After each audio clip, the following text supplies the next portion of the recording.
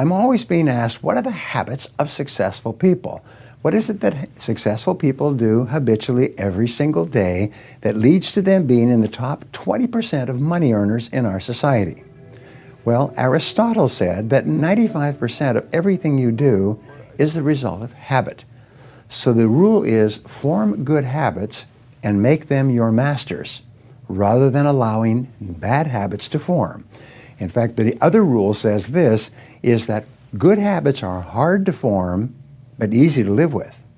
Bad habits are easy to form, but hard to live with.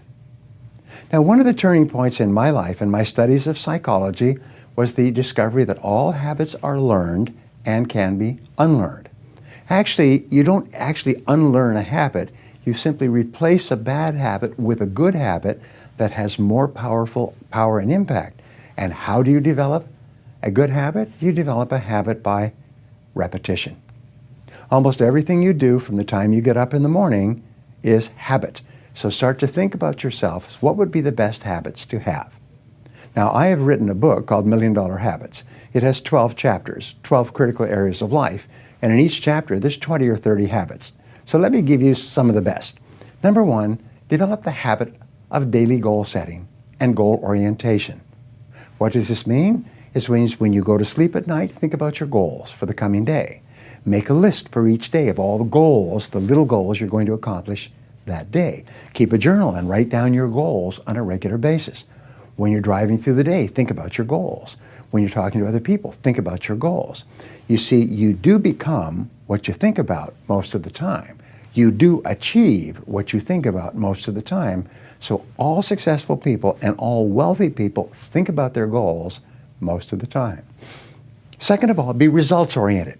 Now, results-oriented people are always thinking of the most important things that they can do right now to achieve their most important results.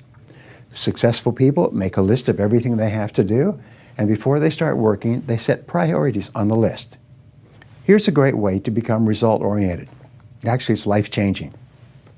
Ask yourself, once you have your list for the day, if I could only do one thing on this list before I was called out of town for a month, what one activity would I want to be sure to get completed? And put a circle around that and start on that activity immediately, first thing, and then discipline yourself to work nonstop until you complete that one activity. This simple technique has taken people from rags to riches all over the world for at least 100 years.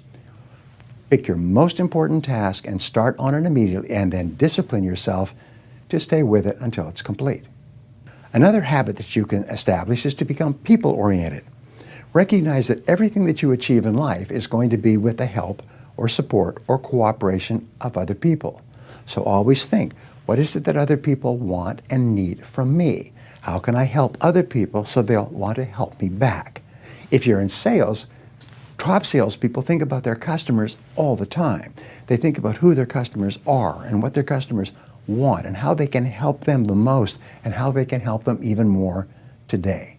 In their relationships, successful people are very focused on the most important people in their worlds, both personal and in business.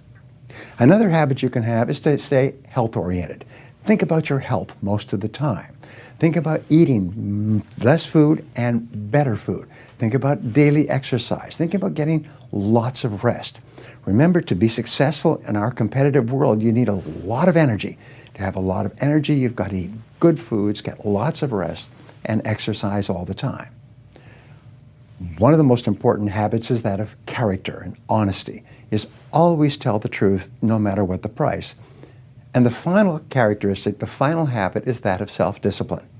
And I have written and spoken upon this for years and years and years, but self-discipline seems to be the foundation habit that makes everything else possible.